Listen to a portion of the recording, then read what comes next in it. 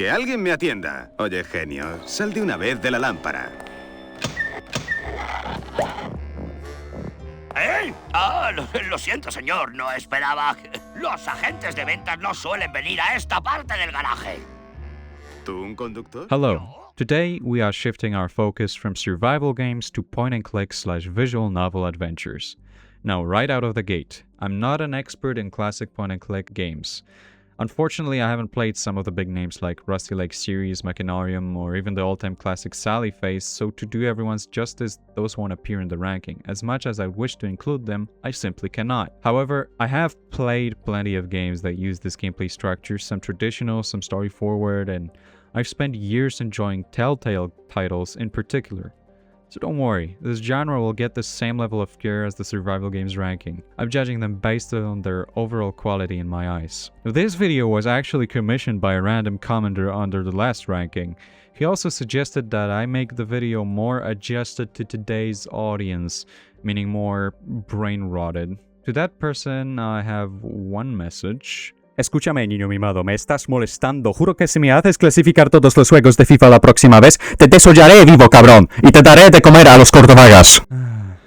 ¿Quién diablos dejo que este cabrón hablará? Anyway, to satisfy him, here's a short Subway Surfers clip for comedic effect. And it's gone. There. He can't say I didn't do it. Of course, the same disclaimer as last time. This is only my opinion, please don't take anything here as objective truth, especially for a genre I've played far less than others, right next to Metroidvanias and hack-and-slash games, so take everything with a grain of salt. But from the perspective of a regular gamer who loves strong storytelling, I hope I can help you pick your next point-and-click or visual novel game. Anyway, let's get into the ranking. Coming in third, Slay the Princess. What a phenomenal experience.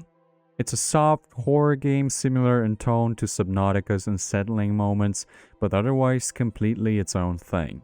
The visual style stands out immediately. Everything looks like hand-drawn scribbles you'd make in the margins of a notebook during a boring class. It feels raw, expressive, and perfectly suits the story's eerie tone. The game builds a deep sense of unease through its characters, especially the princess, but also the main character that you're controlling in the game. Her personality, though, shifts depending on your choices, and her manipulative behavior feels disturbingly believable. She can be calm, intimidating, pleading, or threatening, and the transitions feel natural, which keeps you constantly on edge. Gameplay-wise, it's simple. Choose dialogue options and watch the story unfold. But the sheer number of branching paths is quite impressive, and the unpredictability of each route keeps the experience gripping from start to finish. Slay the Princess is very memorable, creative, and emotionally tense. It earns the third spot without question.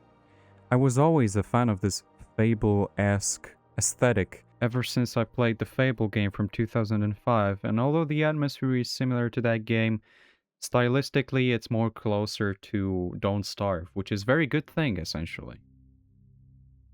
Now, coming in second place, we have Dispatch.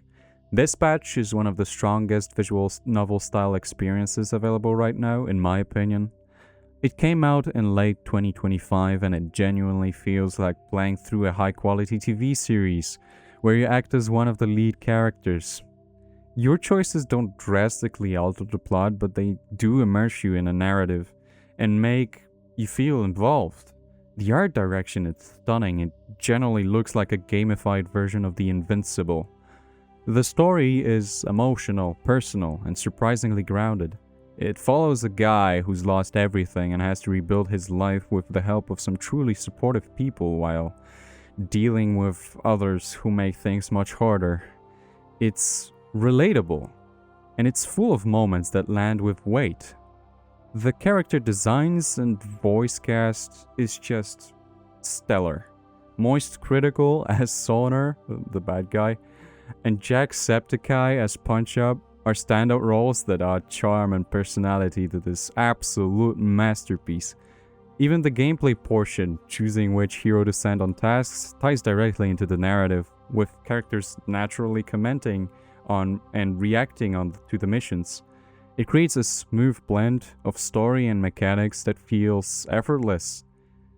Dispatch hits very close to home, and I feel like it's a story to which everyone can relate because everyone has their up and downs, and this should help you go through a tough period of your life if you're experiencing it. So I would completely recommend it, and it's a must play from me. Although I do have one problem with this game. Why isn't this Red Devil character romanceable? Ad Hoc Studio, please respond to me, and I hope your answer is good enough for me.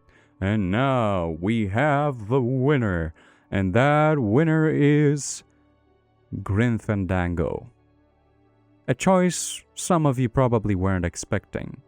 This LucasArts classic was the studio's first fully 3D adventure game, originally released in 1998. I played the remastered version, but even today, the atmosphere of this game is unmatched. It blends noir aesthetics with the Mexican tradition of El Día de los Muertos, creating a world that feels timeless. The story follows Manny Calavera, an employee of the Department of Death in the afterlife, who uncovers corruption within his company and sets out to save a soul caught up in it. The cast is memorable. The humor, very good. And the world feels both strange and oddly familiar, especially if you watch the Disney's classic Coco. Now let's address the puzzles. Yes, they are very tough, much harder than games like Deponia, The Complete Journey. Some people say they're too abstract, and I get that. But in the modern age, look, if you're stuck, just grab your phone and check a hint. The narrative payoff is worth it.